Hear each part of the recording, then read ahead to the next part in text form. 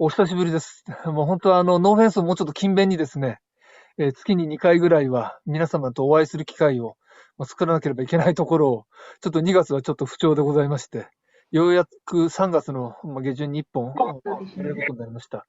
で、今回は、この1990年代半ばから発足して、この北朝鮮の人権問題を国際的な問題として、浮上させて、国連等も動かす、そのテコになった韓国の北韓人権市民連合という団体ですね。これは私ども日本でその北朝鮮人権運動をやってまいりました、ノーフェンスもそうですし、北朝鮮帰国者の命と人権を守る会もそうですが、我々の姉妹団体とも言うべき、ところでございまして、でそこが2月下旬に、この北朝鮮の石炭鉱業というのがどういう仕組みで成り立っているものであるのか、要するに強制収容所の、奴隷労働も含めて、北朝鮮の権力構造を荒らしめるその動力になっているというその構造を、解き明かした、報告書を出しまして、で、その報告書を出すまでには、かなり多くの聞き取り等も重ねたようでありまして、そのエッセンスのところを、今日私とも共有していただきたいということで、今回機会を作っていただきました。で、本日もっぱらその発表で話していただきますのは、これ、今画面で映ってますでしょうか。リー・ジユンさん、そして質疑応答では、キム・ソヒさんという北韓人権市民連合の若い幹事の方々です。今、初代の理事長でありましたユンヒョン先生はお亡くなりになりまして、で、発足当時から、切り盛りしておられるキム・ヨンジャ事務局長のもとにですね、若い人たちが頑張って、います。で、その人たちのですね、成果を、今回共有する時間をちょっといただきたいと思います。で、ノーフェンスのこうした小さな集いに時間を割いていただける皆様は、北朝鮮問題、手だれの長い方々が多いので、質疑でもですね、活発に展開があればと願っております。あらかじめこのチャットという機能を使っていただきまして、質問とも上げていただければ、こちらの方で、販売しまして、聞くようにいたします。はい。じゃあ、それではちょっと私のまとまりの悪い挨拶はこれまでとしまして、早速、講師のリー・ジユンさん、キム・ソシさんからお話しいただきたいと思います。예 그럼 좀 두 분 잘 부탁드리겠습니다. 예. 네, 안녕하세요. 저는 북한인권시민연합의 김소희 선임 간사고요. 일단 반가운 얼굴들이 많이 보이는데 이렇게 늦은 시간에 다 참석해 주셔서 너무 감사합니다. 저희가 북송 제1교포 문제로 인해서 일본 갈 때마다 도움을 주셔서 너무 감사드리고요. 코로나가 빨리 종식되어서 빨리 만날 수 있으면 합니다. 私は、キム・ソヒ、北韓人権市民連合の専任幹事であります。この間、懐かしい方々の面々がお見えだというのが分かりまして、大変嬉しく思っていますと。北朝鮮帰国者、日本から北朝鮮に渡っていた人たちに関する調査事業をやりまして、その際には日本にいる皆様に大変お世話になりました。コロナの影響があって、直接お会いできないのが残念です。早くコロナの事態が、何らか沈静化して、皆様とお会いできることを期待していますと。예。 오늘은 이제 저희 보고서 북한의 피로 물든 석탄 수출에 관해 이제 말씀드릴 예정이고요. 이 보고서는 북한의 수익성 상품의 생산과 또 수출로 이어지는 북한 정권의 이런 피라미드 착취 구조 시스템에 대해서 이제 규명한 최초의 연구입니다. で、本日は北朝鮮の血にまみれたこの石炭輸出、それの構造について、お話しするつもりです。で、その構造を追っていく中で、改めてその北朝鮮の体制を荒らしめているこの搾取の構造、これを立体的に、描写し得たということでは、初めての報告書ではないかなと自負しておりますと。 네, 최근 들어서 여러 언론이랑 이제 기사에서 북한의 경제 제재가 북한 일반 주민들의 생계에 부정적인 영향을 끼치고 있다라는 이런 효과성에 초점을 둔 논란이 많이 일고 있는데요. 사실 뭐 이렇게 효과성에는 많이 초점이 맞춰져 있지만 아무도 이제 제재 품목인 이런 수출품의 출처에 대해서는 논의하지를 않고 있습니다. で、メディア報道や様々な諸書籍等においても、北朝鮮の体制が一般の人民の生活を苦しいものにしているという、その効果の側面については、叙述をしておりますが、そもそもその北朝鮮の経済を成り立たしめている大きな柱である、この石炭鉱業、これがいかなる成り立ちなのかということに対して、掘り下げたものはあまりなかったと思います。 이러한 이제 의미에서 북한의 수익성 상품은 이제 어떻게 생산되었고 또 이 생산된 수익품들이 어떻게 이제 수출에 이르러서 북한의 외화 벌이에 뒷받침되고 있는지에 대한 규명은 상당히 큰 의미가 있는 것 같습니다. 従いまして、そもそもこうした商品がどのようにして生み出されてきたのか、でそれがいかにして、輸出品として外貨を稼ぐのかというこの構造に細かく光を当てたということにおいては、大変意義があると考えております。 네, 뭐 이런 북한의 경제 제재 효과성 논란이라든지 아니면 북한 주민에게 실질적으로 도움이 되는 지원의 필요성에 대해서 이 보고서가 또 다른 시각을 제공해 줄 수 있을 것입니다. 北朝鮮人民に真にその助けとなる働きかけはいかなるものであり得るかという、それを考える上で、今回の報告書が新たな視点を提供するのではないかと考えています。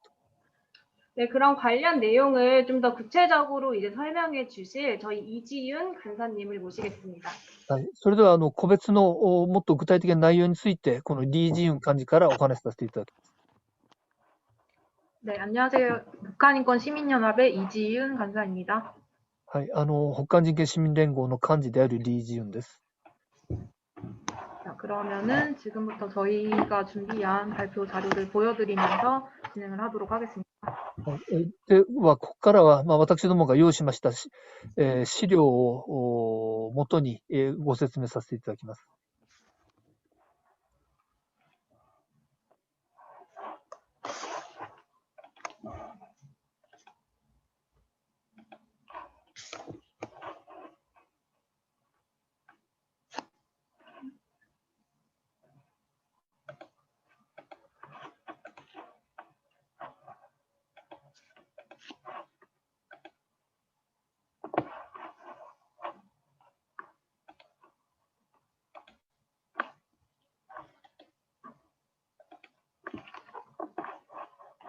네. 김소희 간사님께서 소개해 주신 것과 마찬가지로 지난 2월에 저희 시민연합에서 북한 정권이 석탄과 상품의 생산, 수출에 사용하는 전체 시스템을 최초로 조사해서 연구 보고서를 출간을 했는데요. 그 주요 내용에 대해 설명해 드리도록 하겠습니다. 私どもが2月にまとめました北朝鮮の主力輸出商品であるこの石炭、その生産から輸出による外貨獲得、それを上納し、政権の強化に用いるという、この仕組みについて、焦点を当てた報告書をまとめましたが、それについてご説明させていただきます。 기본적으로 북한에서는 성분에 따른 구조적 착취와 차별에 기반해서 상품이 생산되고 있고 이를 수출해서 벌어들인 외화가 정권 수뇌부에 상납되고 있습니다. で、基本的に北朝鮮においては、この成分、出身成分に基づく構造的搾取と差別に基づいて、こうした輸出商品が生み出されています。まず生産自体がそうした基盤のもとに生み出されていて、でこれを輸出して外貨を稼ぐ。で、この稼いだ外貨を政権の首脳部に上納していると。 상납 후에 남은 자금들은 정부 부처나 기관 운영비로 사용되면서 북한 정권을 강화시키고 있는데요. 이것은 결과적으로 인권 유린이 수익을 창출하고 창출된 수익은 다시 기존의 차별이나 착취 구조를 강화하는 순환고리가 형성되어 있는 것과 같습니다. この上納した後に残った資金がさらにそれら政府の機関、政府部署や機関の運営費として用いられて北朝鮮の体制を強化していると。これは結果的には、そもそもがその人権蹂躙によって収益が生み出されると。で、その生み出された収益が、また既存の差別搾取構造を強化するという、こうしたその循環を形成しているんだと。 그러면 먼저 수출품 생산에 사용되는 구조적 차별과 인권 유린에 대해 좀 더 자세하게 설명을 해드리도록 하겠습니다. それではまず、その輸出品を生み出す、その生産に用いられている構造的差別と人権蹂躙についてもう少し詳しく見たいと思います。 북한 정권은 기본적으로 다단계 피라미드와 매우 유사한 방법으로 주민들을 착취하면서 상납 할당량에 따라서 금품을 갈취하고 있습니다. 그리고 수감시설이나 정치범 수용소와 같은 거대한 연결망 속에서 대규모 강제노동을 자행하고 있는데요. 최상부는 아래층에 예산을 배정하거나 투자하지 않으면서 소비 집행을 위한 자원 공급을 끊임없이 요구하고 있습니다. で、北朝鮮のこの体制、政権は多段階のピラミッド構造になっていて、その住民を搾取しながら、いくらいくらを上納しろ、あるいはどれだけの物品を上納しろという割り当てを絶えず与えて、金品というのをこの搾取していると。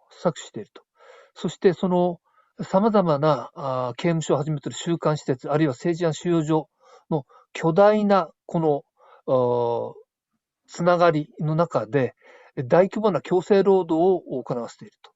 で、政権の最上層においては、その下の層に対して、例えば予算や投資をしないで、予算を与えたり、投資をせずに、絶えず、絶え間なくですね、資源、物、労力を提供しろということを要求している。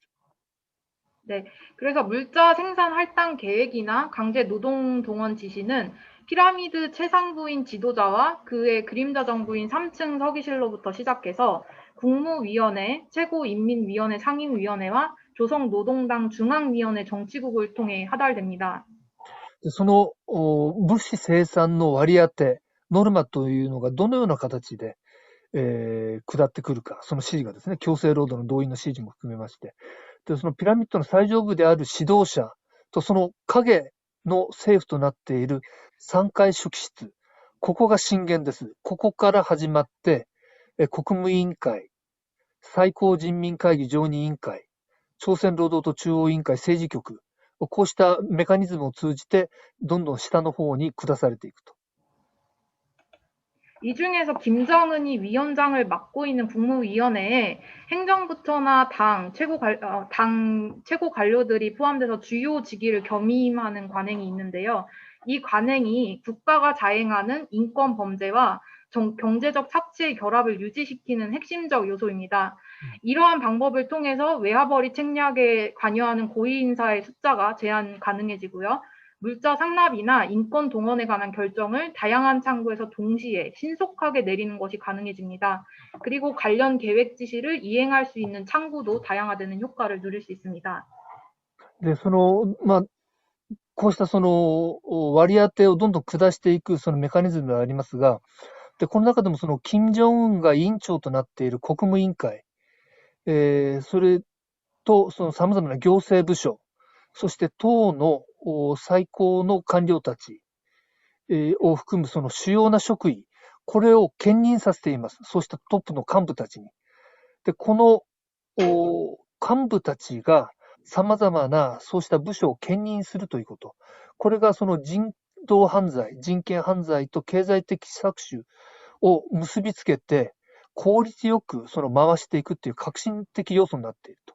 で、これを通じて、どのようにして外貨を稼ぐかという策略に関わる高官たちの数を減らすことができる。そして、物資の上納や労働力の動員に関する決定を少人数で行いながら、それを多様な窓口で同時に迅速に下していくことが可能になるという。このようにして、様々な計画の指示を少人数でまとめながら、それを多様な窓口で同時に迅速に実行していくことができるようになっている。 이렇게 위에서 결정된 계획 지시는 이제 다시 아래에 내각 부처나 사법당국, 당 조직, 그리고 그들 산하에 인민반, 여성동맹, 청년동맹과 같은 사회 강제 동원 조직을 통해서 모든 주민에게로 하달되게 됩니다. 이때 주민들은 피라미드 하부에 위치할수록 반인도 범죄에 근접한 착취와 노예 제도를 겪게 되고요. 북한의 경제 전반을 지탱하는 역할을 맡게 됩니다.で、このように政権、あるいはその、システムの上部で決定された指示が、内閣の様々な部署、司法当局、あるいは党の組織、で、その傘下にある人民班、女性同盟、青年同盟といった様々なその住民を強制的に動員する組織を通じて、すべての住民に下されていくと。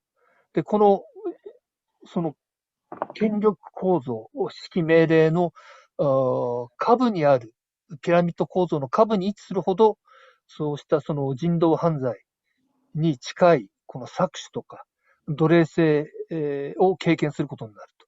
で、北朝鮮の経済を支える役割を担うことになる。そうした人たちが。 네, 예를 들어서 이제 저희가 살고 있는 일반 자본주의 국가에서 국가가 거리나 건물을 지을 계획이 있다면 예산을 세우고 비용을 지불해서 사업을 시행하겠죠. 하지만 북한에서는 이런 자본 투입 없이 동원체제로 가업이 할당됩니다. 김정은이 관련 책임자들을 불러서 건설 계획 설계도를 놓고 순서대로 구역을 각각 할당제로 나눠주면 과업을 받은 사람들이 또다시 자기 산하의 기관을 동원하는 형태로 건설이 실행됩니다. 例えばその私たちが暮らしている、資本主義の国家においては、例えば道路を作る、あるいは建物を建てる計画を立てるとするならば、まずその予算を策定して、で、専門の業者たちにその建設を依頼して、費用を支払うということで、事業が進んでいきますけれども、北朝鮮においては、そうした予算とか資本を投入しないで、住民の動員体制を通じた課題としてどんどん割り当てていくと。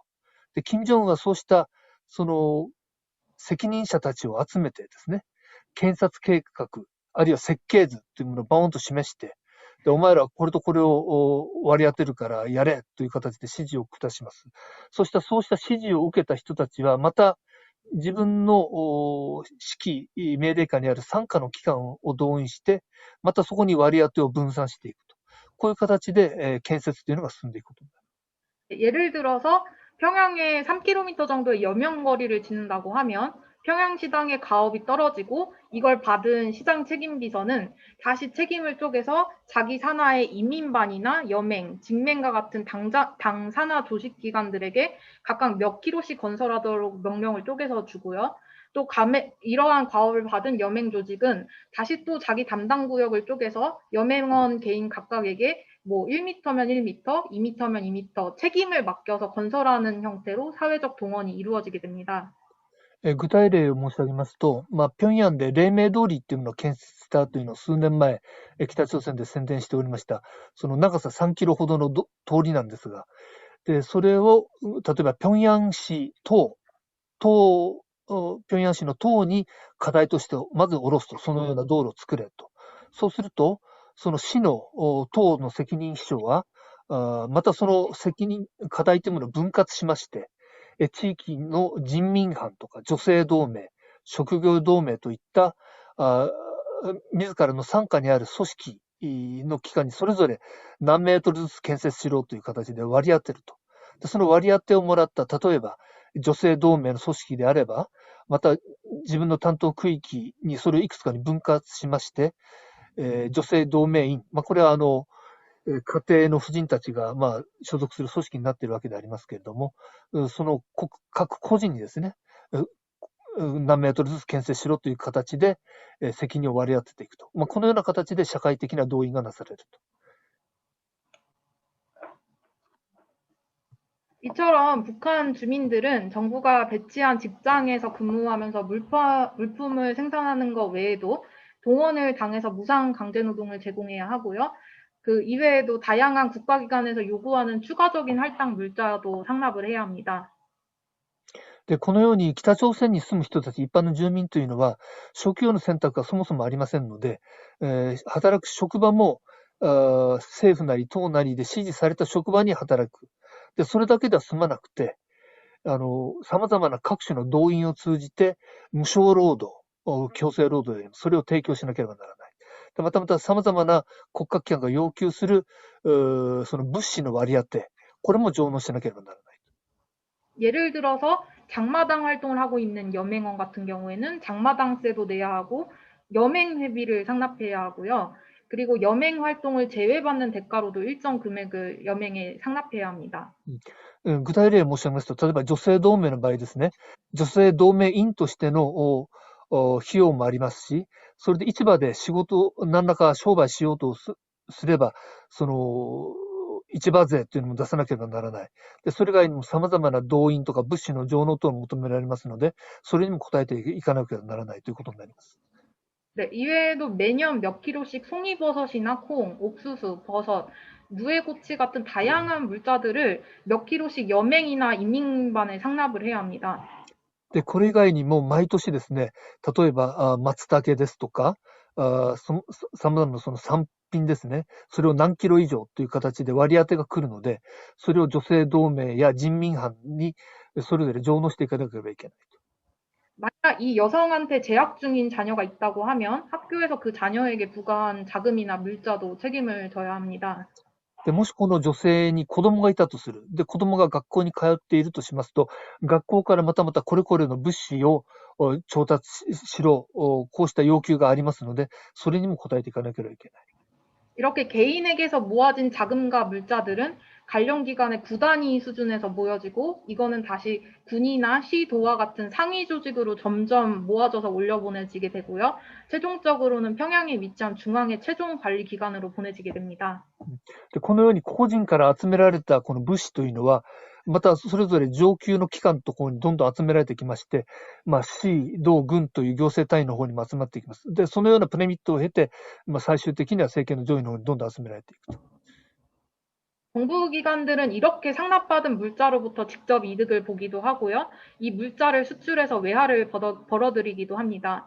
그렇지만 이 과정 속에서 기반시설 건설이라든지 아니면 공공서비스 제공과 같이 일반 주민들을 위한 자원 배분은 이루어지지 않고 있습니다. で、この様々な行政単位もそのように形で住民にノルマを課して集めた物資と、その上がりで、例えばそれを輸出に回せば外貨を稼ぎますし、そうした物資、資源を通じて様々なものを作ったり行政サービスとやりますが、それが住民のためのインフラだとか、住民に対する行政サービス等には反映されていないんですね。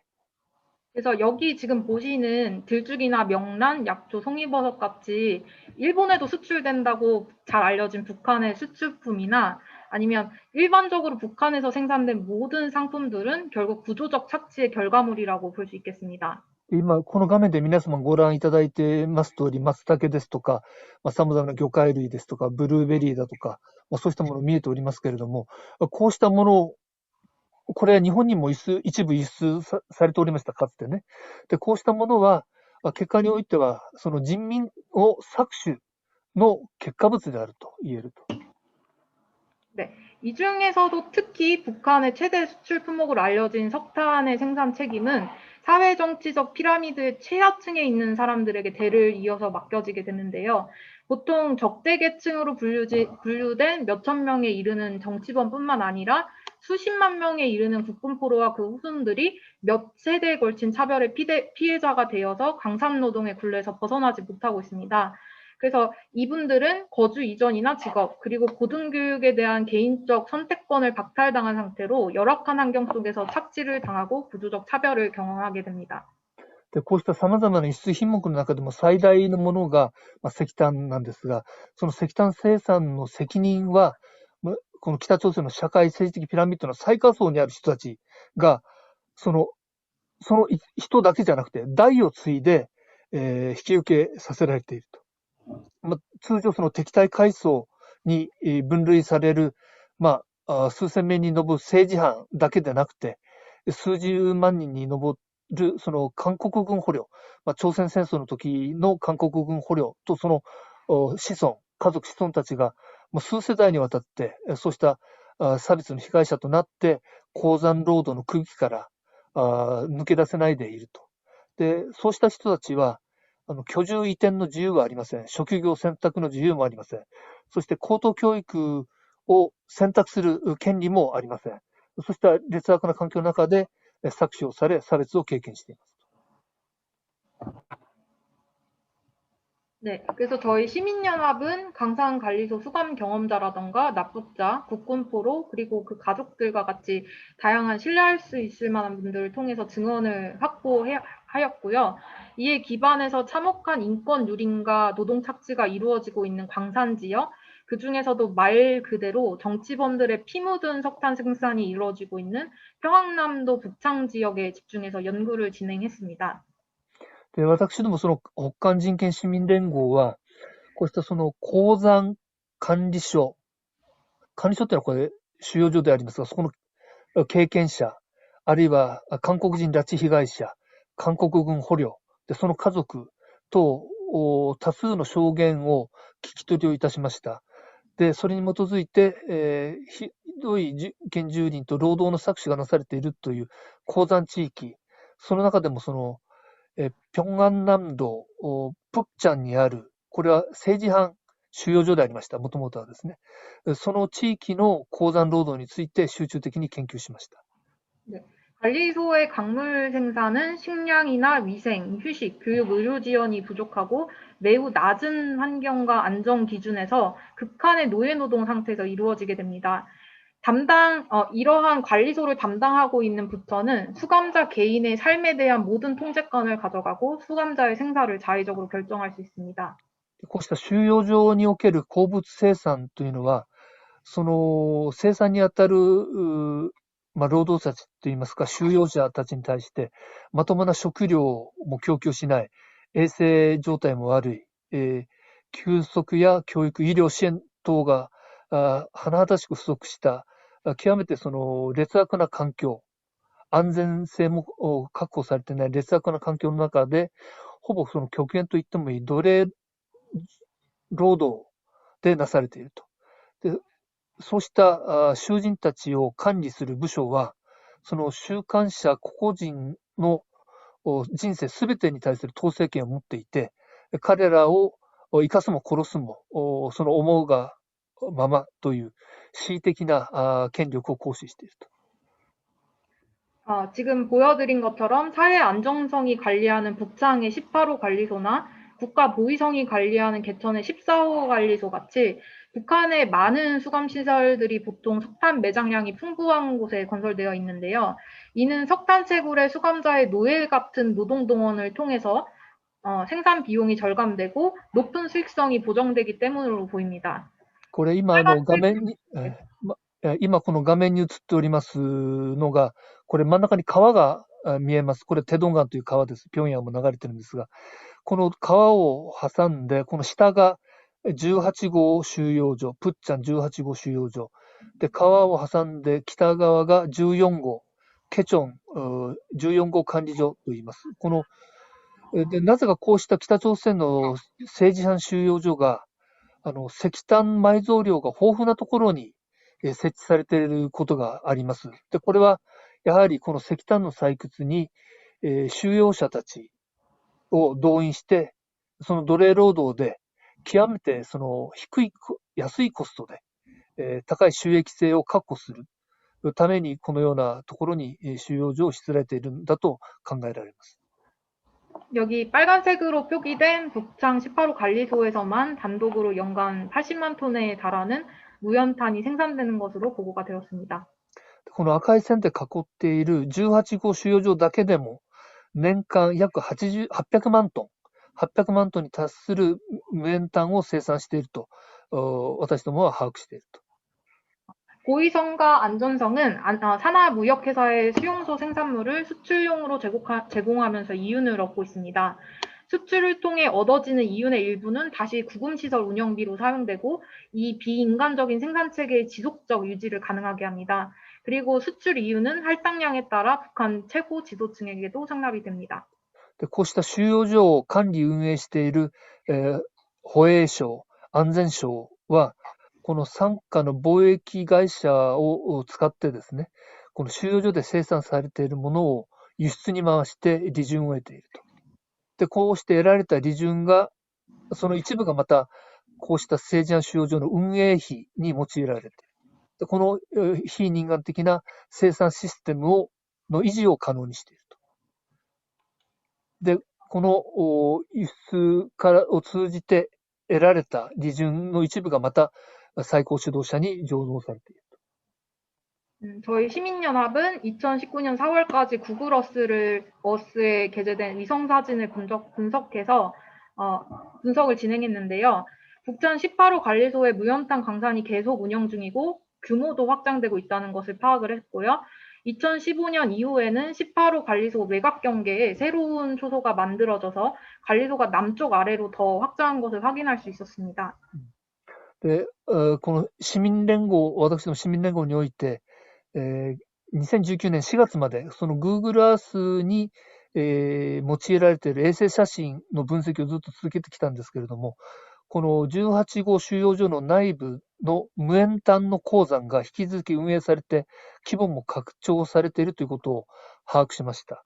で、2015年以降は、この18号収容所の外郭の警戒ですね。そこに新たな、警戒じゃない、境界ですね。その境目のところに新しい警備の詰め所がどんどん作られていて、で、これはつまりその収容所が南側にさらに拡張されていっているということを確認しました。그리고 18호 수용소 내부에 그 석탄갱과 석탄 운탄형 위치와 명칭을 파악해서 비디오도 만들었는데요. 이것은 이따 같이 한번 보시도록 하겠습니다.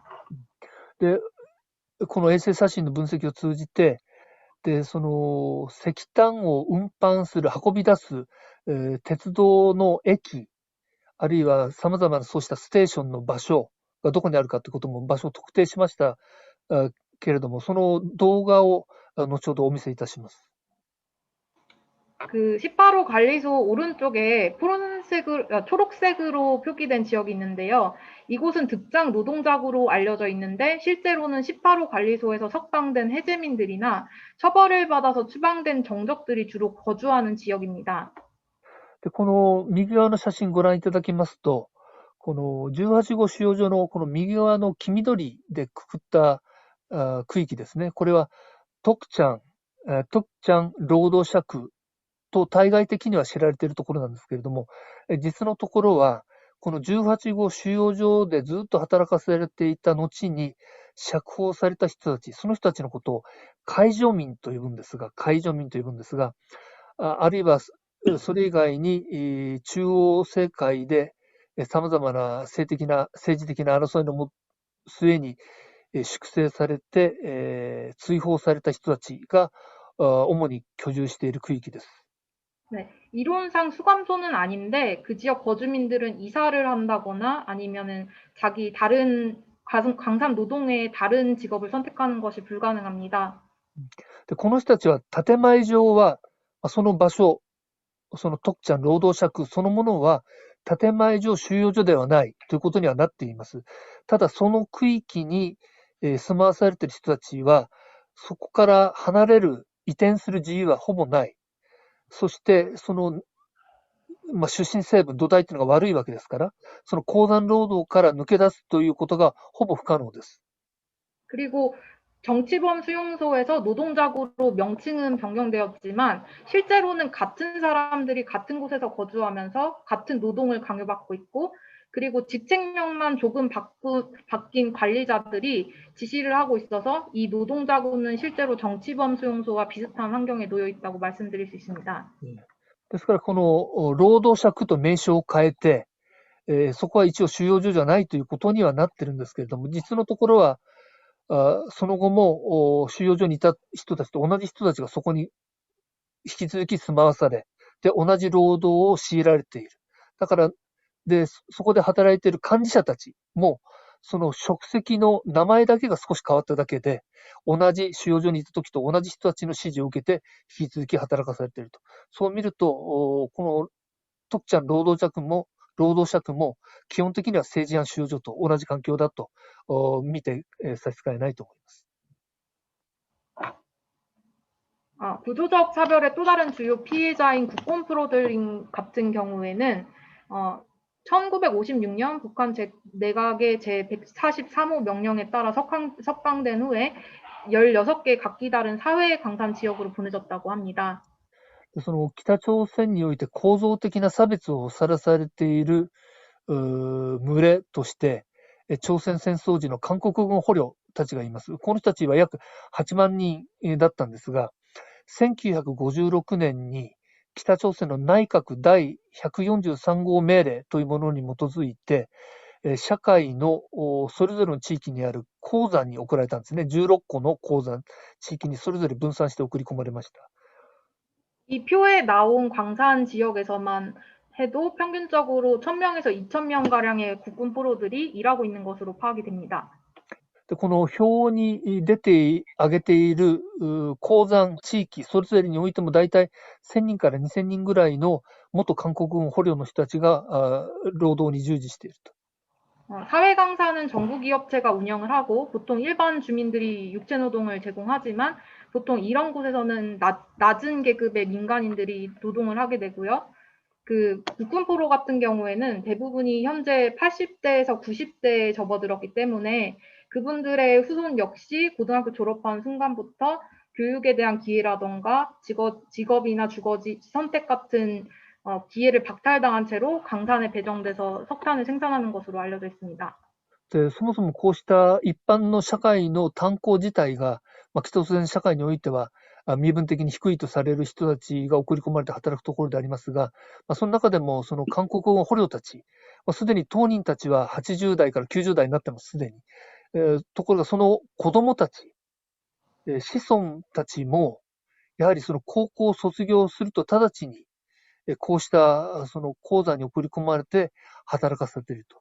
この韓国軍捕虜だった人たちの子孫に対しては、大学以降の高等教育に対する機会が基本的には与えられていない。そして職業や住居地の選択の余地をなく、こうした鉱山労働に、投入されてしまうと。 이제 이렇게 인권 유린을 통해 생산된 상품들이 수출되고 정권을 강화시키는 과정을 살펴보겠습니다. でこのようにその奴隷労働、人権蹂躙を通じて生産される商品が、それが輸出されて、政権を強化するプロセスというものをさらに細かく見たいと思います。 이 표에서 보실 수 있듯이 국가 보위성, 사회 안전성, 인민군, 노동당과 당 산하 특화부서, 내각, 경찰총국, 그리고 조총련과 연계돼서 대남 첩보 작전을 펼치고 있는 통일전선부와 같은 첩보 기관들은 각자 산하의 무역회사를 여러 개 설립을 해서 특정 물품의 독점 수출 허가 자격인 와쿠를 받기 위해 서로 경쟁하고 있습니다. で北朝鮮の様々な権力機関、例えば国家保衛省、社会安全省、朝鮮人民軍、朝鮮労働党とその党の傘下の様々な部署、あと内閣、偵察総局、統一戦線部、こうした諜報機関も含めて、そうした権力機関は傘下に、複数のその貿易会社というものを設立していて、特定品目の輸出許可、それを枠と言います。北朝鮮でも枠という言葉、これはもともと日本語の枠から来てるんですけれども、その輸出許可の枠を獲得しようとして、互いに競争しています。 와쿠라는 것은 석탄이나 가자미, 들주처럼 특정한 물품의 목록에 상한량을 정해서 수출을 허용해주는 무역 허가권인데요. 상품 생산자인 기업소나 광산, 농장이라던가 구금시설에서 이 와쿠를 갖는 것이 아니라 앞서 언급했던 그 각 국가기관 산하들의 무역회사들에게 경쟁을 통해서 주어지기 때문에 생산자들은 직접 수출을 하지 않고 와쿠를 가진 무역회사의 생산품을 판매합니다.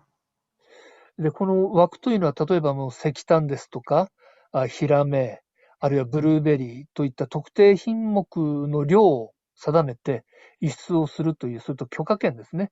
輸出許可であります。で、こうしたその商品を生産する企業所や農場、あるいはその先ほどの収容所等の公金施設等がこの枠を持つのではなくて、様々なその国家の権力機関、傘下の貿易会社が競争を通じてこの枠というものを獲得していきますので、直接そのした商品を生産している人たちは直接輸出はできないんですね。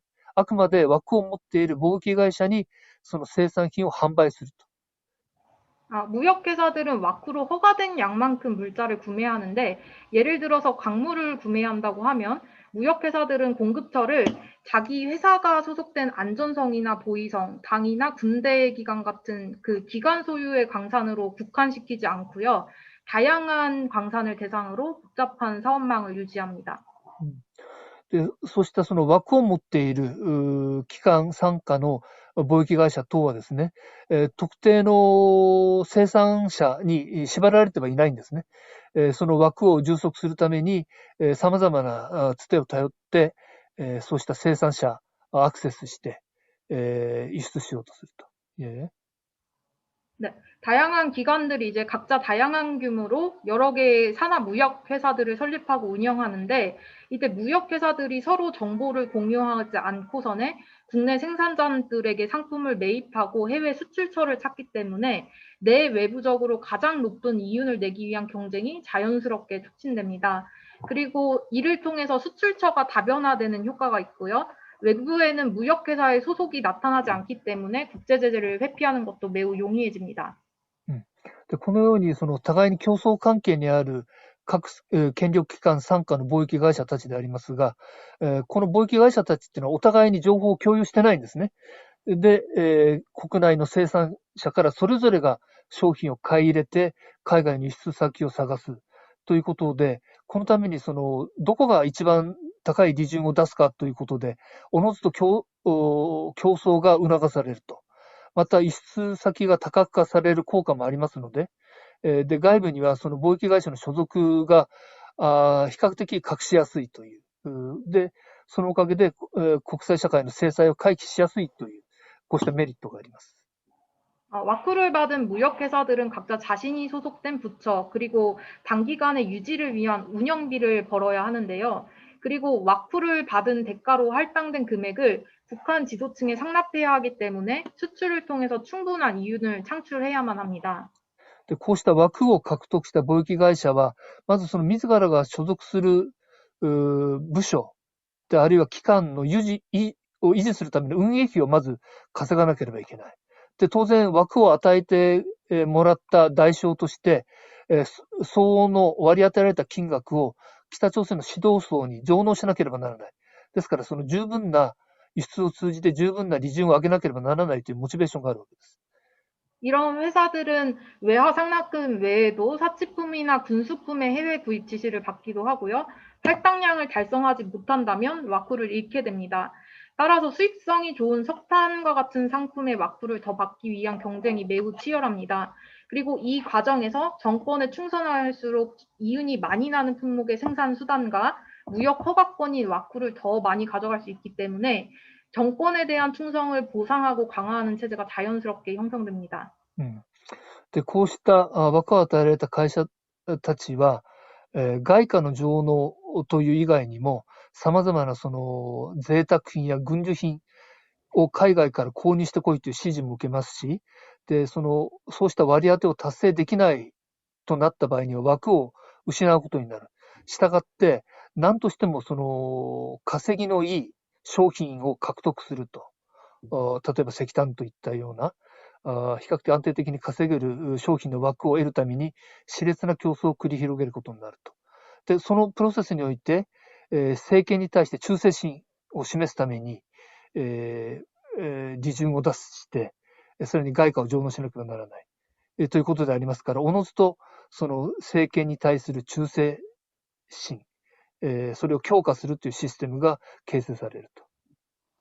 이렇게 각 기관들이 수출을 통해 벌어들인 이유는 35호실, 38호실, 39호실과 지도자들의 개인 비서들이 자리한 3층 서기실에 상납되어서 최종적으로 북한의 최상부에 전달되게 됩니다. 이때 중앙에 얼마를 상납하는지는 기밀 상황이기 때문에 다른 기관들끼리 서로 정보를 공유하지 않고요. 한 기관 속에서도 다층적인 상납 단계가 존재하기 때문에 최종적으로 북한 수뇌부에 얼마나 많은 금액이 공급되는지를 파악하는 것은 매우 어렵습니다. で、こうして各機関が輸出を通じて稼いだ、その利潤というのは、35号室、38号室、39号室、そして、最高指導者の秘書が集まっている3階初期室に上納されて、そこからさらに最終的には最高指導者の方に渡されていくと。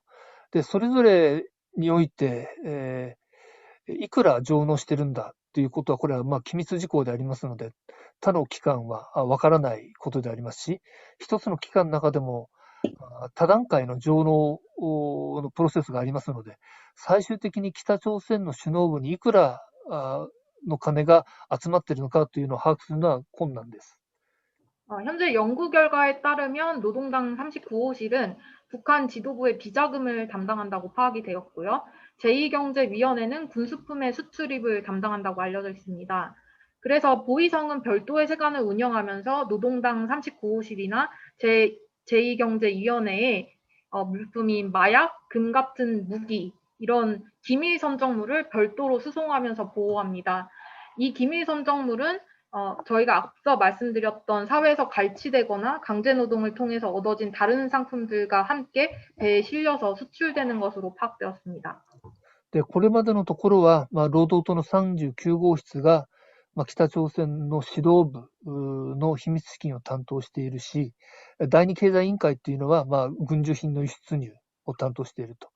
で、保衛省は別途税関を運営していますが、そこでは、その労働党の39号室とか、第二経済委員会が扱う、その麻薬、金、兵器、等の船荷をしっかり守ると。で、この秘密の船荷の中には、先ほどルール説明させていただきました、様々なその強制労働や人民の無償動員を通じて得られた商品たちが合わせて船に乗せられていると。 네, 이처럼 차별과 착취, 인권유린을 통해서 생산한 수출품의 판매가 북한 정권의 강화로 이어지고 결과적으로 북한의 박해나 억압, 노예제도를 강화시키는 북한의 착취 경제구조를 살펴보았습니다. で、このように、固定的な差別と身分制、人権蹂躙、これを通じてそもそもそうした商品が生み出されているし、それを輸出品として販売することによって、それが北朝鮮の政権の強化につながり、この強化された政権がまた北朝鮮の人々を奴隷として酷使するという、この人権状況の悪化、このようなその循環があるんだという構造を見てまいりました。 이 시민연합의 보고서를 통해서 그동안 북한 정권이 철저한 분할 통치를 통해 의도적으로 숨겨왔던 체제의 전반적 모습이 더 많이 알려졌으면 좋겠고, 또 이 모든 악순환의 고리를 끊는 시발점이 되기를 기원합니다. で、私どものこのささやかな報告書を通じてですね、こうしたその人権抑圧と体制強化のこの連動があるんだと、このサイクルがあるんだということ。で、このサイクルをどこで断ち切るかということを改めて考える契機になることを期待していますと。 손영국 선생님, 저희 혹시 네. 그 영상 볼 시간이 충분할까요? 영상 보실 시간요? 네. 혹시 좀 일단 어떻게 할까요? 질의응답 먼저 응해 보실까요? 네, 그러면은 설명을 해드릴게요. 저희 네. 유튜브나 북한인권 시민연합 홈페이지에 가시면 우리가 북한 이 북창 지역에 석탄이 어디서 생산되고 그리고 운탄역이 어디로 있고 기차가 어디로 이동하는지 다양한 사항들을 조사해서 비디오를 만들었는데요. 이것을 저희 확인하실 수 있습니다.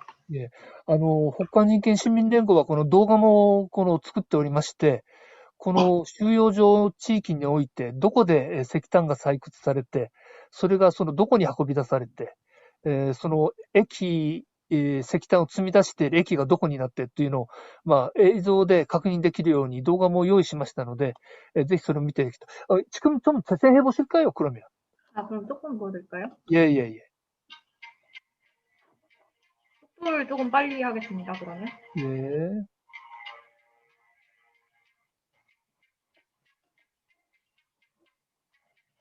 지금 18호 수용소가 위치한 곳을 보여주고 있고, 今、18号収容所が位置しているところをお見せしています。今、ガードポストって見えましたね。2015년 이후로 새로 생겨진 초소들도 보실 수 있습니다. 2015年以降に新たにできたその警備の詰め所も今ご覧いただいています。 남쪽으로 경계가 확장된 걸 볼 수 있었고요. 南側に、警備の境界が拡大してるっていうのを見ていただきましたし、 여기 한제갱에서도 더 많은 석탄 생산이 관찰되었습니다. このハンジェ港という、炭鉱でより多くの石炭が生産されているようだと。 한령갱에서도 2015년, 2018년 사이에 새로운 석탄 더미가 나타났습니다. この한령港というところでも2015年から2018年の間に新たなそのボタ山ができていると。 이 영승역은 다음에 나오기 때문에 또 설명을 해드리겠습니다. この駅は後ほどまた出てきますのでご説明するとして、 영등갱이고요. これは四洞港というところです。 직송탄강입니다. これがチットン炭鉱。大きなボタ山が見えますね。右に。일당 1갱으로 2016년과 17년 사이에 새로운 석탄 테라스들이 나타났습니다. 2016年以降に新たな石炭のボタ山もまた見えていると。 일당 2갱 아까 보셨고 이제 수완 노천 보여드리겠습니다.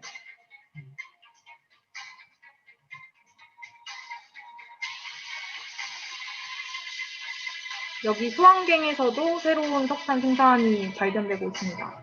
このスアン港というところでも新たにまた石炭採掘している様子が見えると。 진골갱이고요. 진골港。 역시도 석탄 폐기물 면적이 확장된 것을 확인할 수 있습니다. このボタ山、廃棄物の山がまたもっと大きく高くなっている。 상리갱에서도 비슷한 변화가 있었고요. 三里港というところでも同じような変化があった。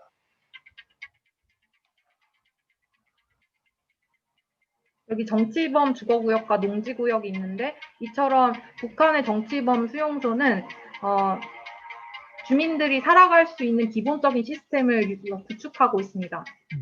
これ先ほどご覧いただいたのが、その政治犯収容所の住居区域と彼らが耕す農場区域であった。で、このように囚人たちが自分たちで作ったもので食べていけるようにしていると。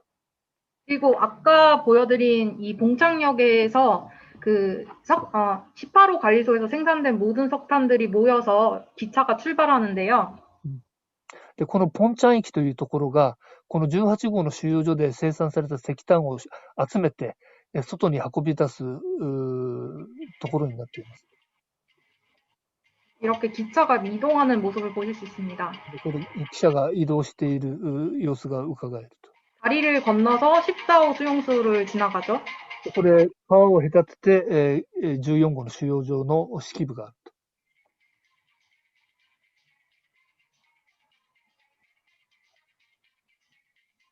여기 구글 지도에 나타난 북한 석탄 기차의 모습입니다. この Google Earth の地図にも出て、映っている、この石炭を運び出す列車ですね、これが。 이쪽은 이제 평양과 남포로 향하는 다리를 건너가는 것으로 관찰되었습니다. 평안남도? 남포 쪽에. 네네. これ今南方の方にちょうど列車の分かれ道ですね。ルートの分かれ道。 또 방향을 보시면 위로는 이제 천마봉이나 개천, 교화소 쪽으로 가는 것을 보실 수 있고 기차는 무진대역에서 끊겨서 더 이상 진행을 하지는 않습니다. 그리고 오른쪽으로는 아까 본 14호 관리소를 볼 수 있습니다. この北の方がケチョンにある第1号刑務所というところの向かう方向です。チョンマボンという収容所とケチョンの第1号刑務所に向かう方向ですし、右の方が先ほどご覧いただいた14号収容所の方向ですね。 무진대역에서 더 위로 기차는 진행하지 않는 것으로 보이고요. この無人でというところ、ここからさらに上の方には列車は行けないようになっているようだと。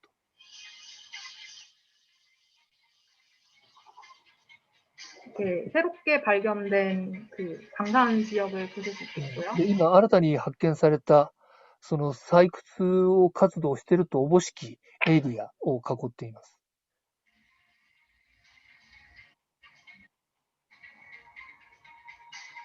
이 무진대 채굴 지역은 초소화 관리 단지에 의해서 막혀 있고 첨화봉 수용소 구역과 분리되어 있습니다. 무진대? 무진대라고 하셨습니까? 지금 네. 좀 더 돌려서 보여주세요. 아까번에 무진대 쪽을. 하이. 무진대에 채굴하는 구역들이 예. 이제 초소랑 관리 단지로 인해서 이렇게 그려져서 막혀 있는 모습을 보실 수 있고요. 첨화봉 수용소 구역이랑 분리되어 있다는 걸 아실 수 있습니다. この無人でというところが、そのガードポスト、その他で区切られていて、せき止められていましてですね、ここで石炭の採掘もやってる様子が伺えるわけですが、その、チョンマボンの収容所とは、隔離されているようだと。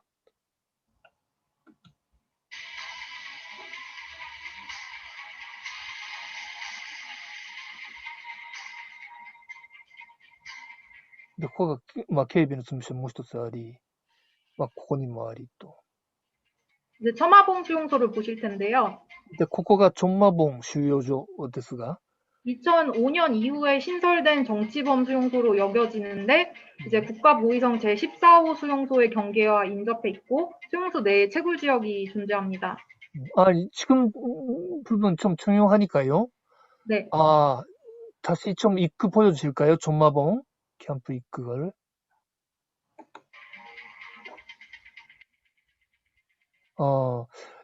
여기는 2005년 이후에 개설된 걸로 보인다. 네네네. 그럼 확실하지는 않지만 네, 정치범 수용소로 여겨지고 있습니다. 네, このチョンマボン収容所というのは、あまりはっきりしないんですが、どうも2005年以降に開設された収容所のようだと。예. 이제 좀 더 위로 진행해서 위에 있는 사회 안전성 관할인 제1호 교과서를 보도록 하겠습니다. で、さらに北の方に行きまして、社会安全省が管理している刑務所、ケチョン第1号刑務所をご覧いただきます。 1호 교화소와 연결된 채굴 지역을 보실 수 있겠고요. この1号刑務所に連なっている石炭の採掘地域ご覧いただきます。 이제 18호 관리소 옆에 해제민 구역을 보도록 하겠습니다. 극장 노동지구라고 아까 설명드렸던 곳입니다. で、ただいまからご覧いただきますのは、18号収容所に隣接している解除民区域、先ほど徳ちゃん、労働者区と申しましたが、そこをご覧いただきます。 여기 18호 수용소에서 이제 넘어가는 그 초소를 보실 수 있고요. 18号収容所に入る境となっている警備の詰め所をご覧いただいています。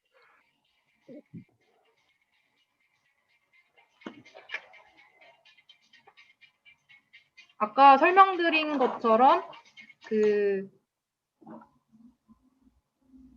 사회 안정성 관할인 18호 관리소에서 석방된 해제민들이 주로 거주하는 곳으로 알려져 있습니다. ここが、言葉重なりますけれども、もともとその18号の収容所で働かされていた後に、釈放された、解除民と呼ばれる人たち、その人たちが暮らしている区域です。 네, 탄광마을을 지나서 탄광村を過ぎまして、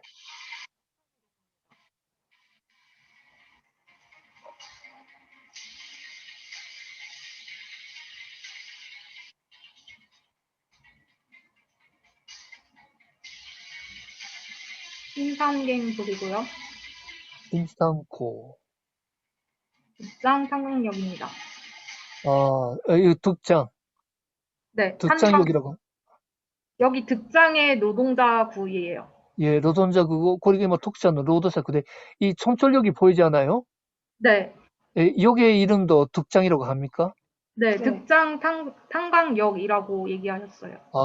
득장 단코駅と呼ばれているそうです。聞き取りをした相手方によりますと。 네, 득장 탄광연합기업소의 관리소 청사입니다. 득장 단코連合企業所の管理者の区域。 네,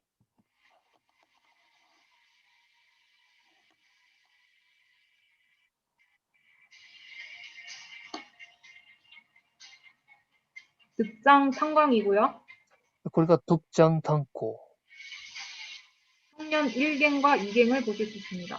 青年、1校、青年2校。 보피 로천이랑 보피 탄광이 있고요. ポピ露天港とポピ炭鉱。 여기 선박이 정착하는 곳과 운탄 기차역을 또 보실 수 있습니다. ここ、船積みできるようになってるんですね。フェリー着くところがありますし、あと、鉄道の駅もあると。石炭を積み出す鉄道の駅もあると。 그리고 18호 해제민구역 속에도 역시 교양소가 있어서 독립 구류 시설을 갖고 있고 광부들을 대상으로 일종의 교화소 역할을 하고 있습니다. で、その解除民の区域の中にもまた別途収容施設があって、一種のその、なんていうんですか、刑務所というのか、の役割をしていると。 교양소라고 불립니다. 教養所と呼んでるそうです。教養所。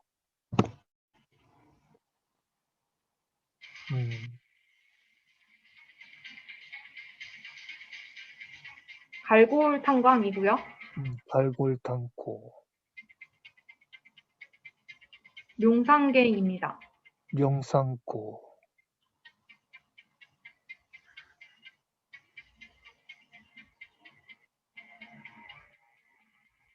초소 1과 2를 거치면 북창 화력발전소로 가는 길로 이어지게 됩니다. この警備のポスト1、2を通過しますと、プッチャン火力発電所の方向に出られるそうです。 네, 봐주셔서 감사합니다. 네, 고맙습니다. 네, およそのところ、本日の発表は、ここまでとなります。で、できれば参加者の皆様から、ご質問もいただきたいところですけれども、그러면, 자, 그러면 사회자가 좀 먼저 질문 드려도 되겠습니까? 네네. 예. 원래 대외적으로 이 북창 수용소, 18호 관리소가 일반 탄광 구역으로 전환이 됐다는 식으로 알려져 있었지 않습니까? 네네. 그거 대충 몇 년쯤의 이야기였지요? 이게 그렇게 이야기가 나왔던 게 한국정보원에서 2003년경에 보통 이야기가 나왔습니다. 예. もともとこの18号収容所が、一般の炭鉱区域に転換されたんだという話は出てまして、それは、この韓国の方々によると、2003年頃、韓国の国情院がそのように把握して、対外的にはそういうふうに説明していたということでありましたが、근데 실제를 알아보니까 그렇지 않다는 말씀이시죠? 네네. 네, 2016년도 이후에 이제 북창 지역에서 정치범 수용소로 계속 기능이 되고 있는 것을 이제 보여주는 여러 가지 증거들이 많이 나왔고요. 예. 아까 이지훈 간사께서 발표하신 것처럼 평소에 새로 확장된 그런 남쪽 경계에는 새로운 초소들이 굉장히 많이 생겼고, 예. 또 탄광 몇몇 건물들이 변화하고, 또 석탄 이런 적재 장소 근처에 석탄 기차들이 왔다 갔다 하는 모습, 화물 기차들이 왔다 갔다 하는 모습이 또 2019년도에 포착되기도 했습니다. ところが、実際ずっと調べてみますと、2016年以降に、もともとその収容所だった区域、がさらに南の方に拡張されて、警備の詰め所ができてきて、で、そこでもさらに石炭採掘が行われているというような様子が、キャッチされてきたということで、좀 질문 드리려고 했는데, 제가 거의 이 정도 드릴까? 그리고 이제 저희가 보기에는 이런 조직 같은 거는 그대로 있고, 이런 수감자들이나 아니면 시설 관리하는 자들의 이름만 바뀐 것으로 보고 있고요. ですから、実際その収容所として機能していた当時の人々、管理者等、施設とはそのままあって、ただその人たちの名前だけを変えただけだと。職責をちょっと変えてみたり。ということで、対外的に偽装してるだけじゃないのかと。 또 예전에 저희가 증언을 하나 보면 18호 관리소에 수감되었던 이제 분이 이제 해제민이 되셔서 사회민으로 생활을 하시다가 2008년도에 이제 재수감이 같은 곳으로 되셨는데 그때는 이제 평안남도 북창군 봉창리 제18호 관리소였던 그 관리소 자체가 똑같은 곳인데 2008년에 들어갔을 때는 평안남도 북창군 봉창 노동자 지구라고 명칭만 바뀌어 있고 거기서 뭐 근무하는 이런 관리자들은 그대로 있었다는 증언도 있습니다.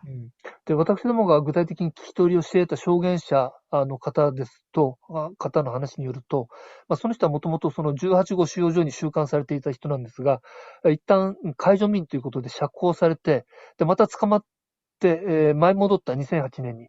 そしたら、もともとその18号プッチャンの、ポンチャンというところの人だったんですが、そこの名称だけをポンチャン労働者区と変えただけで、そこにいた管理者たちで住んでいた人たちも収容所当時のままであったと. 예. 그리고 또 하나 질문 드리면, 최근 연간에 그 코로나 사태 때문에 또 유엔 체제 때문에 북한의 속당 수출이 좀 막혀 있다는 소리 있지 않습니까?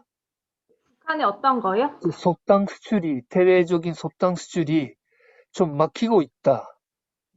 그래서 오히려 그 국내에서 많이 소비되게 되었다. 최근 연간에.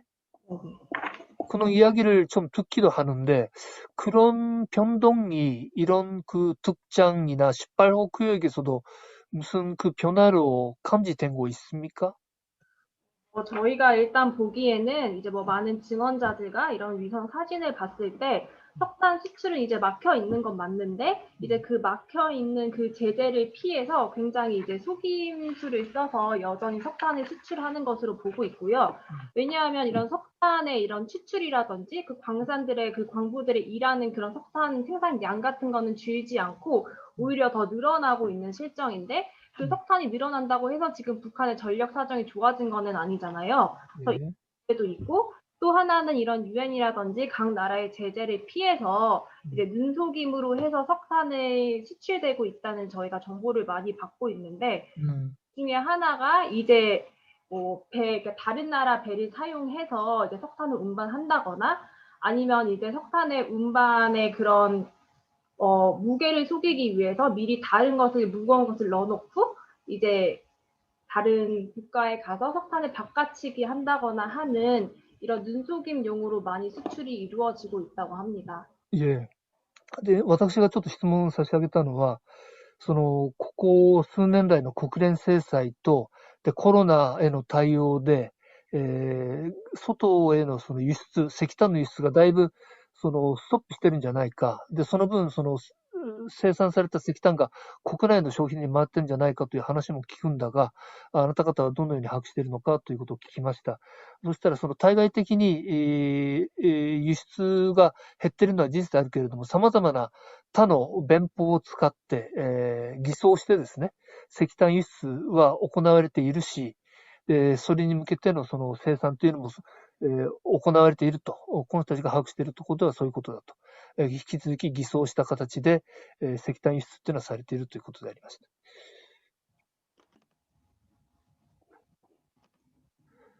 もしよろしければ、このチャットの機能でもお使いいただいて、あるいは、直接ご質問したいという方、ちょっと挙手でもしていただければと思いますが、いかがでしょうか。このレポートの韓国語レポートっていうのはあるんですか？한국말 레포트. 미안합니다.すいません. 너무 私がちょっと対応遅れました. 이 보고서는 한국말로도 발행하셨습니까? 네. 네. 韓国語でも発行しているということですね. そうですか。市民連合のホームページからアクセスできますか？はい。それはわかりました。で、今、幸いにチャットで質問も寄せられてるんですが、寄せていただいてますが、지금 그 18호 수용소, 수용 인수가 몇 명 정도 되는지 대충 가늠은 하십니까? 수용 인원 말씀하시나요? 예. 잠시만요. 저희 보고서 보시면 갱별로 몇 명 정도 노동자가 있었다라는 증언이 있어서 정리를 해놓은 부분이 있거든요. 예. 일단 말씀드리면 예. 18호 관리소에는 일단 뭐 6,480명이라고 저희가 이제 추산을 했는데 예. 이거는 이제 단순히 그 광부 노동자만을 저희가 추산한 거예요. 예. 아시다시피 18호 이제 수용소 자체가 한 마을이고 다 광산에서 일하는 게 아니기 때문에 이것보다 훨씬 더 많다고 생각하고 예. 그 옆에 있는 그 해제민 구역도 이제 그 광산 노동자만 한 1만 6천 명이 있다라고 저희가 추산하고 있습니다. ああ。で、今ご質問いただいた中で、18号の収容所の収容人数がどのぐらいになるか、大体推算はしてるのかということを一つお伺いしましたら、で、18号区域の炭鉱に働いてた人の記憶で、それぞれの炭鉱にどのぐらいの数の人がいたのかっていうのを足し算したものもあって、それが6,480명이라고 하셨죠? 6,480명이요. 6,480人。で、これあくまでも炭鉱で働いていた鉱夫たちだけの人数であって、18号収容所っていうのはそれ以外の仕事もあれば、それ以外の人員もいますので、もっと大勢になるだろうと思いますし、で、その海上民の区域、톡짠の区域でも, 톡짠 쪽이 1만 6천 명, 2만 6천 명이라고 하셨습니까? 1만 6천 명이요. 어? 살고 있는 사람들. 아, 지금 숫자가 좀 음성이 잘 안 들렸는데, 몇 명? 1만 6천 명. 1만 6천 명. 600これはそこで暮らしている人たちも含めて1万6,000人だと。예. 이 숫자가 그 김정은 체제 이후에 늘었는지 줄었는지 그런 부분은 어떠실까요? 그런 부분에 있어서 저희가 이제 따로 조사는 하지 않았지만 예. 이 지금 해제민 구역이라든지 이 관리소에서 일하는 분들이 사실 무상 노동력이잖아요. 예. 그래서 사실은 죽이진 않고 이제 계속 이제 극한 상황으로 내몬 다음에 노동력을 착취하는 건데 그런 의미에서 본다면 거의 지금 비슷하거나 조금 더 늘지 않았을까 생각합니다. で、その金正恩体制になってからそうしたその18号の収容所の人数増えたんだろうか減ったんだろうかということについてもご質問しましたけれども、格別そういう観点から調べられてはいないんだけれども、北朝鮮にとっては大事な生産の動力であって、引き続き働かせているので、減りはしていない、増えていってるんじゃないかという推測はするということでありました。 그리고 이제 말씀해주신 질문 내용이 예. 이제 18호 관리소 답하기 어려운 이유 중에 하나가 18호 관리소에서 이제 출소돼서 나오시는 분들 수가 굉장히 적고 또 한국에 와서 증언을 받기가 굉장히 어렵기 때문에 이제 그 최신 업데이트된 것을 저희가 확실히 확인하기는 어려운 측면이 있고 그렇지만 이제 저희가 위성 사진이나 자료들을 분석해 보았을 때 생산량이 늘어나고 있기 때문에 그에 따라서 아마 노동자 배치도 늘어나지 않았을까 하는 추측은 가능할 것 같습니다. で、どうしてもその直の証言者の数っていうのがすごく限られてまして、特にその18号から新たに釈放されて外に出てきて、で、そこからまた脱出する、韓国に入って話を聞けるという人の数がものすごく少ないものですから、どうしても最新の情報にアップデートするのが困難もあるんですが、ただ衛星写真等でずっと変化を見てみますと、どうしてもその18号区域っていうのが拡大している。で、そこでどうも活発に石炭生産をやっている。その石炭、掘ってるところの数も増えてるっていうのを見ますと、そこに収容されている人の数が減ってはいない、むしろ増えているのではないかという推測は一定の妥当性を持ってできるのではないかと考えています。예, 고맙습니다. 예. 그리고 뭐, 그런 노예노동으로, 헐값으로 생산을 한다는 거잖아요, 솥단을. 네. 예, 그것이 뭐 해외, 뭐 중국에, 주로 중국일 텐데, 거기 수출된다고 하는데, 역시 그 상품상 경쟁력이 있는 겁니까? 북한에 그렇게 생산되는 솥단의 그 품질이라든지 가격이라든지. 중국에서도 충분한 수요가 있는 그 경쟁력이 있는 상품이 되겠습니까? 네네. 제가 할까요? 네, 경쟁력이 매우 높은 등급이 좋은 수준의 무연탄이나 아니면 갈탄 등이 생산돼서 추출된다고 알려져 있고요. 이제 예. 말씀해주신 중국처럼 중국에도 수출이 대부분 많이 되고 있고 아니면 러시아나 미얀마, 시리아에도 수출이 되고 있는 것으로 알려지고 있습니다. 그리고 이게 국제 제재를 피해서 판매를 해야 하다 보니까 가격을 굉장히 낮게 설정을 해서 판매를 하는데요. 저희가 알아본 바에 따르면은 이제 진짜 낮았을 때는 중국산 석탄 가격의 한 3분의 1에 해당하는 톤당 한 30에서 40달러로 석탄을 판매해서 더 가격 경쟁력이 있었다고 이야기를 들었습니다. ええ。で、この北朝鮮がそうしたその収容所の奴隷労働で採掘して、輸出に回す石炭というもののその競争力、品質等はどんなもんなんだというご質問いただきました。で、それについては、質的には非常に高い、無塩炭、褐炭の品質が非常に高いものと評価されていて、しかもその国連制裁をなんとか回避しながら売らなければいけないという弱みもあって、価格的には非常に安いんだそうです。中国で採掘されているもの、だいたい値段が3分の1ぐらい。1トンあたりだいたい30ドルから40ドルぐらいの価格で、これは単に中国だけじゃなくて、ロシア、ミャンマー、シリアにまで輸出されていると。ということで、非常に競争力があるんだそうであります。品質もいいんだということでありました。그리고 또 하나 오늘은 질문을 주셨는데, 여러분들께서 이런 그 조사 활동을 함에 있어서 그 한국에서의 그 정권의 변화는 무슨 영향이 있습니까? 좀 노골적인 표현으로 치면 현 문재인 정권에서 무슨 핍박을 받거나 활동에 어려움이 생기거나 그런 것은 있습니까? 이 보고서랑 관련해서는 사실 영향은 별로 없는 것 같고요. 예. 이제 저희 활동도 사실은 저희는 이제까지 해오던 활동을 그대로 하고 있고, 이렇게 정부에서 사실은 저에게 호의적이진 않지만, 대놓고 해를 가한다거나, 억압한다거나 이런 문제는 없고요. 작년에 이제 저희 북한 인권 단체들 대상으로 이제 통일부가 무슨 사무검사라는 이제 목적으로 이제 조금 단체가 뭔가 불량한 단체라거나 제대로 운영을 못하고 있는 단체에 대해서 이제 검사를 하겠다고 발표를 했어서 이 문제에 관해서는 이제 저희 북한인권 단체라든지 이제 탈북민을 운영하신 단체들이 시민사회의 이런 역량이나 이런 자율성을 좀 억압하는 게 아니냐라고 저희가 다 같이 성명서도 내고 좀 거기에 대해서 투쟁을 하기는 했었습니다.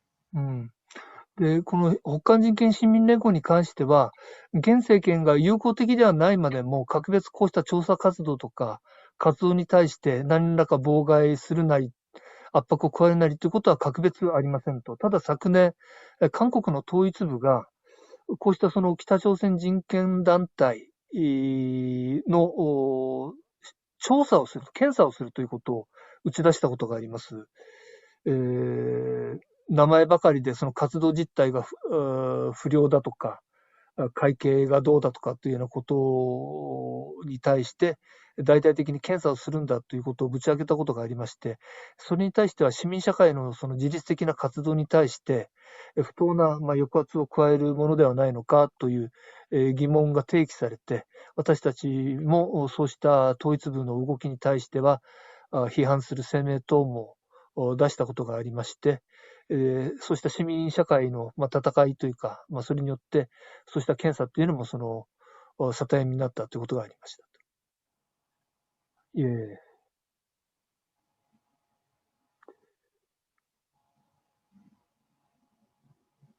네. 그리고 이제 어쩔 수 없이 지금 정권에서는 이제 북한 정부와 조금 친밀한 관계를 유지하고 싶어 하기 때문에 북한의 인권 문제를 언급하는 것에 대해 굉장히 부담감을 느끼고 있는 게 드러나는 것처럼 보이고 실제로 지금 유엔 인권 결의안에도 이번에 한국이 참여하지 않았잖아요. 네. 그래서 이렇게 인권 문제를 제기하는 것에 대해서는 되게 소극적인 반면에 이제 북한에다가 지원이나 그 원조를 주는 형태로 북한을 도와줘야 한다라는 논의가 좀 더 정부 쪽에서는 많이 이야기를 하는 것 같아요. 그런데 이제 저희 보고서에서 보시다시피 이런 그런 북한에 들어가는 거의 모든 자원이나 자본들은 결국 북한 최상부로 올라가게 되는 형태이기 때문에 이제 저희가 그 부분에 있어서 지원이나 원조를 할 때 분명 필요한 것이지만 그것들이 정말 필요한 사람들에게 배분이 되는 것을 모니터링해야 한다고 저희는 주장을 하고 있습니다.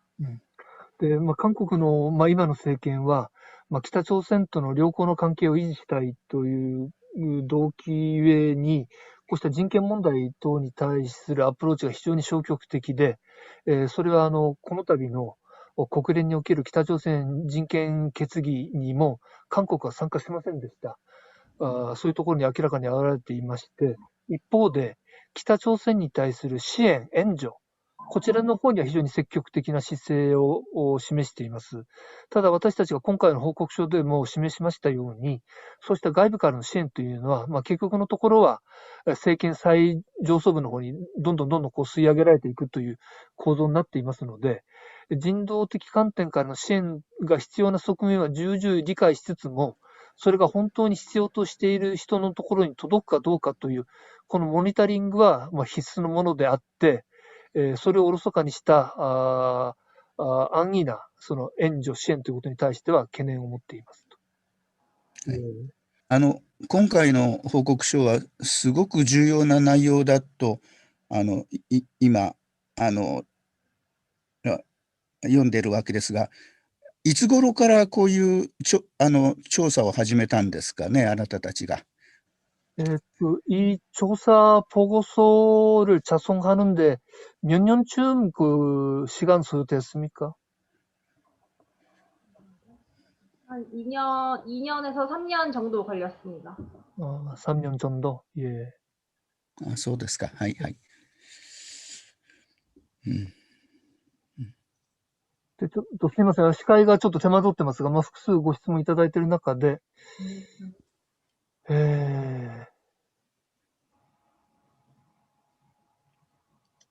이것은 좀 그 질문의 성질이 좀 호의적이지 않는 것 같은데, 아까번에도 좀 말씀해 주셨습니다. 이 코로나 사태 와중에도 위장이 돼가지고 계속 석탄이 수출돼 있다고 말씀하셨는데 그 근거가 무엇입니까? 제가 충분히 통역을 못했을 수도 있어요. 아까번에 이야기해 주셨는데 제가 충분히 통역을 못했을 수도 있으니까 이 부분에 대해서도 다시 좀 부연해서 설명해 주시면 좋겠습니다. これ、佐藤さんからのご質問でね、石炭が偽装されてまだ輸出されているということが根拠は何ですかということなんですが、私がね、その通訳を細かくできてないところあるかもしれません。具体的な事例をちょっといくつか言ってたんですがね、講師の方が。 사실 여기 관련해서는 저희 보고서에 굉장히 자세하게 적혀 있는데 한번 거기에 대해서 말씀을 드리겠습니다. 報告書にもちょっと細かく記載はしてあるんですが、一応申し上げますね。はい。지금 최근 몇 년 사이에 지금 석탄 운반용 항구가 건설되면서 이제 지속적으로 생산의 증거로 제시가 되고 있고, 또 저희가 북미 정상회담 이후에 이제 북한이 경제 제재 해제를 기대를 하면서 그 무연탄을 비축하고 있다는 보고도 있었습니다. 石炭を煮出しするための港、埠頭が新たにいくつも建設されているということ。あと、米朝首脳会談以降、北朝鮮が制裁解除されるんじゃないかという期待のもとに、無塩炭を備蓄しているという情報を入手しているということ。예. 이제 국제 제재를 회피하기 위한 그 수단들을 굉장히 많이 이제 북한 정부 쪽에서도 고안을 하고 있는데요. 아까 말씀드린 것처럼 그 기업들이 굉장히 다변화되어 있기 때문에 수출처 한두 군데가 사라진다고 하더라도 남아있는 다른 곳들에다가 수출을 진행을 할 수 있고요. 예. 그리고 이제 예를 들어 석탄을 수출할 때 외국 배를 사용할 수도 있고 아니면은 그 배의 그 국적기를 바꿔서 상대적으로 제재에 관련된 그 검사가 약한 국가들, 그 아프리카라던가 이런 다른 나라 그런 인권 기준이 낮은 국가들의 국적기를 달아서 배를 운송하고 사용하는 것으로 알려져 있습니다. 그리고 이제 배를 띄우면서 GPS라던가 그 트랙할 수 있는 그 트래킹할 수 있는 것들을 끄고 석탄을 수송해서 자기들이 석탄을 수송한다는 것에 자취를 남기지 않기 위해 노력을 하고 있습니다. で、北朝鮮側でも、その制裁を回避するための様々な手段っていうのは考案してまして、船もですね、アフリカ等のこういう人権制裁、等への同調の弱い国々の船を動員して運び出したりとか、あるいはそのトラッキングですね、その追跡するための GPS の装置を切って、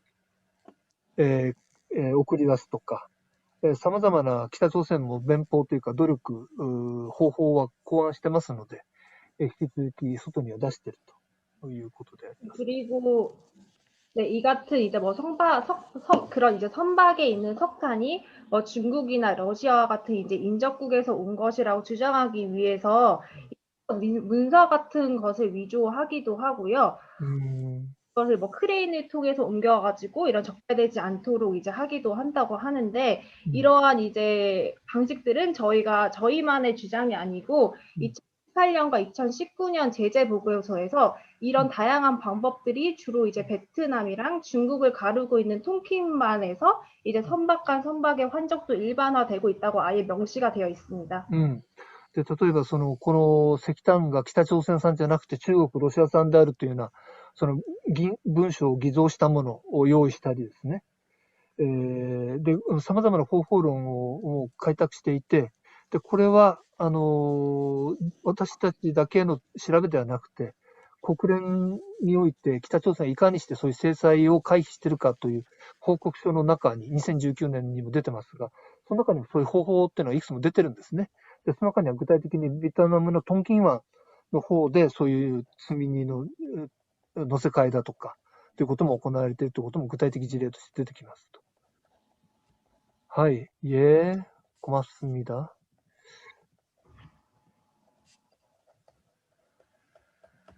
およそそろそろ時間にもなりました。いただいたご質問にもおよそのところ回答できたでしょうか。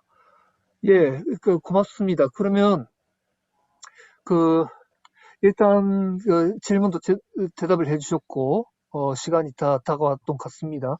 마지막에 좀 한 말씀씩 좀 일본의 이런 분야에 관심을 갖고 계속 주제나 활동이나 하는 사람들에게 무슨 말씀이 있으면 좀 부탁드릴게요. 일단 저희 아까 제가 시작할 때 이제 말씀드렸던 것처럼 이런 제재라든지 아니면 이제 북한의 이런 지원에 관해서는 굉장히 이런 효과성이라든지 필요성에 관해서 논의가 굉장히 많이 일어나고 거기에 대한 관련된 조사들도 상당히 많이 이루어지고 있는 반면에 이런 북한의 수익성 상품, 정말 주민들이 이제 얼마나 큰 고통을 받고 있고 북한 경제 시스템이 어떻게 이제 운영을 되고 있는지 이런 구체적인 사안에 대해서는 별로 논의된 적도 없고 관심을 많이 갖지 않았던 것 같은데 조금은 또 다르게 시각을 변화해서 이런 북한의 착취 시스템이라든지 이제 다른 쪽으로 본다면 조금 더 이제 북한의 인권과 좀 더 연관을 시켜가지고 뭐 제재도 그렇고 이제 지원도 조금 다른 시각에서 조금 효과성을 더 발휘할 수 있게 만들까 생각이 듭니다.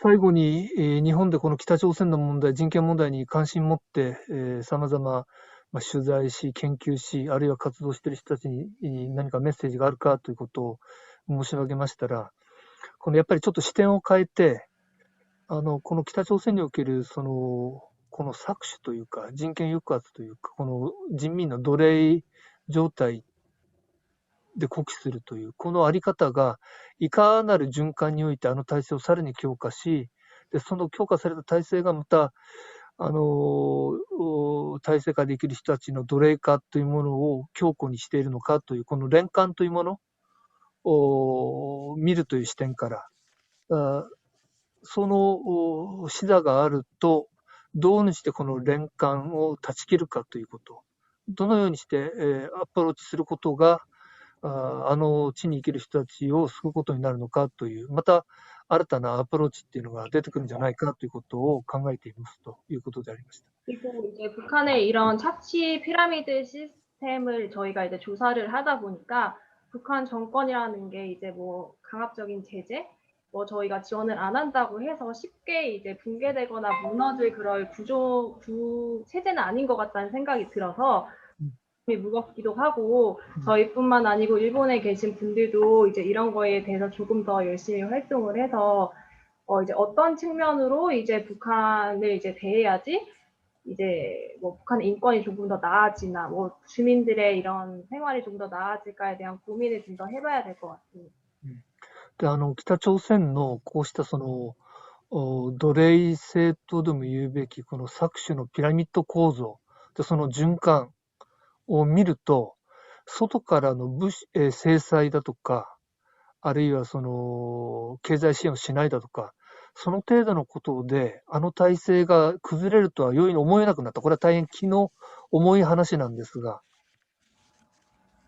住民を奴隷化し続けて搾取し続ける中で、あの体制自身がいくらでも延命できるんじゃないかっていう、その構造が見えてきたものですから、ますますあの体制をなんとか変えていくっていうのは大変なことであるなということ、その気づきですね、自覚のもとに、日本においても皆様がもっとその力強く新たなアプローチを編み出して、効果のある動きを取っていただければなと、私たちもそういう方向で努力したいし、日本における皆様にもそうしたお力添えを願っているということでありました。はい。 네. 예, 그리고 관심 가지고 참가해주신 많은 분들께 정말 감사하다는 말씀 드리고 싶고요. 이제 저희가 보통 북한 인권 문제를 바라볼 때 조각조각 나눠서 많이 보게 되잖아요. 뭐 강산 속에서 인권 유린이 어떻게 일어나고, 아동 착취, 뭐 직업 선택의 자유라던가, 아니면 그 사람들의 인권이 어떻게 유린되는지, 그리고 그 따로따로 보게 되는 경우가 많이 있는데, 지금 이렇게 어떻게 그 인권 착취로 인해서 물품이 생산이 되고 그게 다시 수출이 돼서 정권을 강화시켜서 다시 그 인권 유린의 체제를 강화시키는 이 시스템에 대해서 처음으로 저희가 조망을 하고, 이것을 기회로 조금 더 많은 분들이 이제 북한 체계에 대해서 알고, 이 소희쌤이 말씀해 주신 것처럼 이 인권 유린의 고리를 끊을 수 있도록 그 힘을 모아주시면 좋을 것 같습니다. で、このような機会にご参加いただいて、長時間お付き合いいただいた皆様に感謝申し上げたいということが一点と、もう一つはその繰り返しにはなるけれども、これまでその北朝鮮の人権問題ということにも関心を持ってアプローチはしてきたけれども、それぞれその個別のイシューに対して、例えば子供の人権だとか女性の人権だとか、職業選択の自由がないだとか、様々なトピックに照らして、見るというようなアプローチをもっぱらしてきたんですけれども、今回はそれがやはりシステマチックにその循環していると。その人権抑圧が体制を強化し、強化された体制がまたさらに人権抑圧しという、この連関の中あるということで、それを断ち切る、その連鎖を断ち切るにはどうしたらいいかという、その視座を得られたということ、そこに非常に意義を感じてますので、ぜひその共有していただいて、お互い知恵を出して、何らかやっていきたいなということでありました。예、 좀 고맙습니다。오랜 시간。で、皆様、ご参加皆さん差し支えなければ最後、いつも恒例ですが、ご挨拶で、お顔出せる方はですね、今、ビデオをちょっと開けていただいて、で、マイクもちょっと開けていただきまして、最後、フェアウェルで、感謝と応援のメッセージをちょっと送りたいと思います。皆様、本当、長時間、必ずしもその通訳も言い尽くせませんでしたけれども、いや、よくやってるよ、孫さん。ありがとうございました. うんうん 예, 그럼요. 그럼 또 이런 기회 가졌으면 좋겠습니다. 또 뵙겠습니다. 예, 감사합니다. 예, 감사합니다. 감사합니다. 네, 처음 보고서를 고생하셨습니다. 냈어요. 감사합니다. 네, 감사합니다. 잘 들었어요. 감사합니다. 네.